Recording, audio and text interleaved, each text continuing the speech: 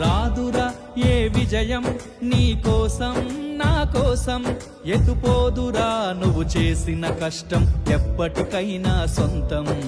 కాలంతో పయనించే వాడికి కానిది ఏముంది, సాధనతోనే సాధ్యమవ్వునని సదాశయంతో సాగర ముందుకు. రాదురా ఏ విజయం నీ కోసం నా కోసం, ఎటుపోదురా నువ్వు చేసిన కష్టం ఎప్పటికైనా సొంతం.